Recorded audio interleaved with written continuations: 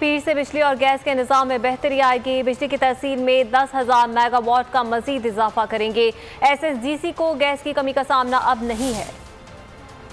हमाद असर की मीडिया से गुफ्तगू, कहा LNG की 40% फराहमी शेड्यूल से 2 दिन पहले बहाल कर दी गई है। सप्लाई भी कल तक 70% स्टोर कर लेंगे, जिसके बाद पीर तक गैस सेक्टर और पावर सेक्टर में बेहतरी आ जाएगी। हमाद अजहर का मजीद कहना था कि जिनके दामन पर खुद दाग हैं, उन्होंने मामले पर सियासत चमकाने की कोशिश की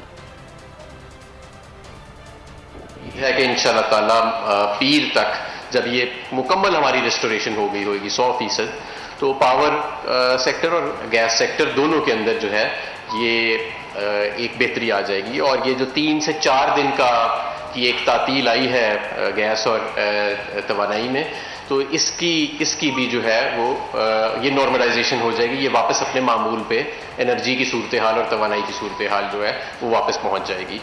इसी तरह सुई सदन गैस जो है, उसकी एक गैस फील्ड जो 2 हफ्ते पहले मेंटेनेंस में गई थी, जिसकी वजह से वहां पे कुछ गैस की शॉर्टेजेस आ रही थी, वो 3 रोज पहले उसकी मेंटेनेंस मुकम्मल हो गई थी और उसकी सप्लाई भी सिस्टम में आना शुरू हो गई थी। और अब 80 से 90% के करीब उसकी सप्लाई भी SSGC के सिस्टम में आ रही है और SSGC को अब कोई खातिर खा गैस की शॉर्टेज का सामना नहीं है।